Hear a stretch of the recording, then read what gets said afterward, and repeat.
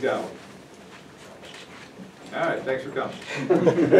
Armando, how much do you know about UCLA? Have you got a chance to, either now or before, take a look at how they play?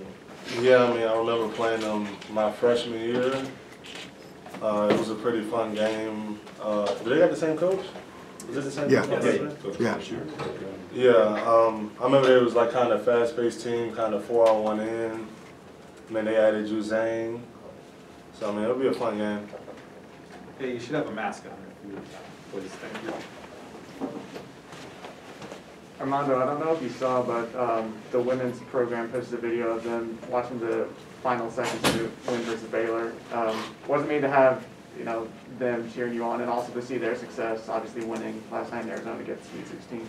Yeah, I mean, it's great just seeing what Coach Manghart is doing for the program. They've been playing really well, and for them to get a big win like that against Arizona in that type of environment, and it's huge. And yeah, I mean, we definitely support them. We watch all their games, and I mean, I talk to them all the time, just about every day, and we just both talk about each other's games and just give encouraging words.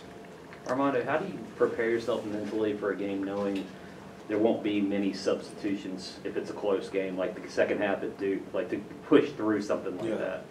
I guess it's something we as a group has kind of gotten accustomed to, just being, we've been playing such high minutes all year, so we kind of know how to play hard but also kind of pace ourselves in some situations. But I mean, I would say all of us, we like being on the court, and I mean, it's fun. I'd rather be on the court than on the bench, so I don't have a problem with it. What's the toughest part of it? Is it just is it physical or is it the mental part?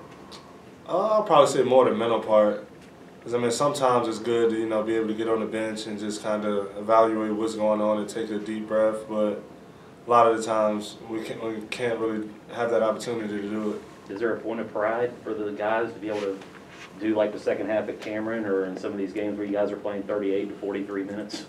Yeah, I mean, we don't really got a choice. Like, I mean, we can't really, we don't really got too many big guys, so I don't really have I can't really sit in there with Caleb and RJ. Those are really our two primary ball handlers, so it's nothing really we can do about it. When you're in the midst of a tournament like this, is there an opportunity to kind of reflect on the craziness of Saturday's game? And if so, what kind of sticks out in your mind like, gosh, that was the craziest thing? And is it kind of amazing that you guys pulled it out given the circumstances? Yeah, it was really crazy. I had anxiety, like my anxiety was going crazy until about, I was watching the Duke and Michigan State game, and then I started feeling a little good just about the way the game was going.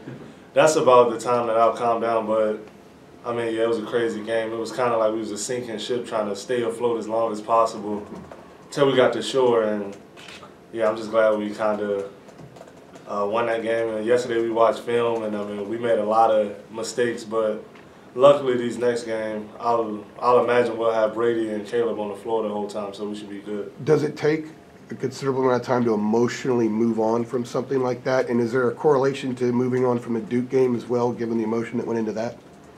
I would say not so much the Duke game because, I mean, it was still more basketball to be played, but I mean, that game, it was like we almost blew it, and then like our season would have been over with. And just how crazy everything was, and just to still pull that game out in overtime with playing a freshman, and then Justin too, who hasn't really seen much time in that type of environment. I mean, we're just so lucky that we pulled it out. Is there a value in now fully understanding the meaning of survive in advance?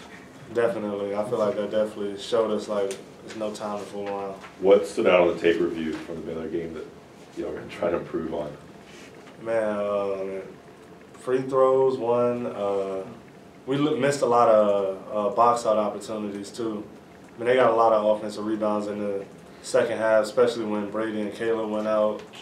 Then too, just on our press break too, we weren't doing the things that we usually are supposed to do, and we kind of watched like 45 minutes on film, just seeing the mistakes we made, and we really was kind of just shooting ourselves in the foot. What was going wrong with the press break, from your opinion? We all was like coming to the ball. So like Dontrez, he was supposed to run long, and he was like creeping up, and then I was supposed to go more towards the middle, and then like kind of the two guard front supposed to be like a T, and our coaches, they kind of want us, the two guards, to run like a football route, kind of run like an out, and then kind of weren't breaking down and faking the right way. So it just gave them running a diamond press. It was easy for them to deny one and then take that first guy out and then deny the other. So it was like hard to get the ball, man. Armando, you mentioned Caleb and Brady. What have they said, since they obviously missed some of the crucial minutes there late in the game? What have they said since then and looking forward? Yeah, I mean, they both were just feeling what all y'all were feeling, just stressed out. Like, hopefully we can pull it out. That was the main thing. I talked to Brady, and he just said he was just back there freaking out, just praying that we won. And yeah, I'm just glad we pulled it out. And Hubert last night on his radio show said that Brady asked to run, and Great Levo spoke up and said, "We crawl for you." What does that mean for just to have that dynamic on the team? Yeah, I mean, I think that just shows the growth on us as a team, just from where we started to now, just all us playing together. And we actually all ended up crawling, except for Brady, to like half court. Everybody on the team, all the managers, all the trainers and everything, so that was real cool. Have you talked with Leaky about the off the backboard pass that he made at the end of the game? Oh yeah, no, we joked about it a lot. I was on Twitter and I saw Dave Portnoy had kind of tweeted out something about that, so that was kind of cool. But yeah, I told him I wish he would have got it through, because I mean, I was definitely going to try to tear the rim down right there. Did you guys get on him after the game about that? Get on Leaky? Oh man, yeah, we did a little bit, but I mean, honestly, we all still was in shock. Can you elaborate? On the subject of Brady, Armando, like, what have you seen from him since he had to leave Saturday? Just like, how has he been, and what have you been saying to him, like, specifically?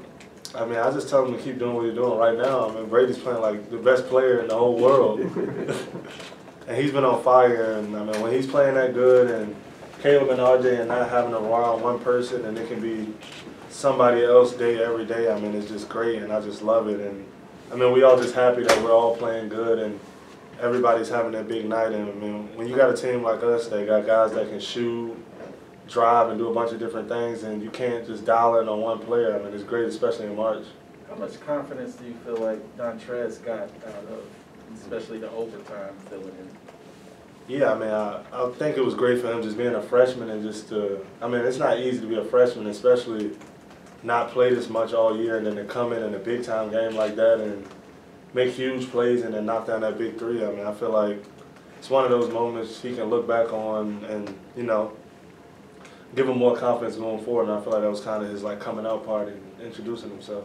Time for two more quick ones with Armando. How clutch would you say RJ has been? I mean, 12 assists against Marquette, 30 against Baylor, and I mean, you guys needed every one of them. You know, like he played all 45 minutes. Yeah, no, he's been great. I mean, it's not easy going out there and having a good game versus those Baylor guards. I mean, y'all saw how they were pressing, and I mean, all year defense has been like their kind of thing, and just for him to go out there and be able to score at a high rate like that against a team that defends so well, I mean, it was huge for us, and we needed every point we could get. Armando, Leaky's the only guy on this team that's gone to the Sweet 16. How has Hubert talked about playing the Sweet 16, and how's that approach been? Yeah, we just been having a tunnel vision kind of approach to just the rest of the season, just taking one game at a time. But I mean, we don't want our journey to end here. I mean, you don't really get any type of what's the word I'm looking for? Not really remembered at UNC for going to the Sweet 16. So we definitely want to get to the Final Four and beyond. Thank you, Armando. So Brady's up next.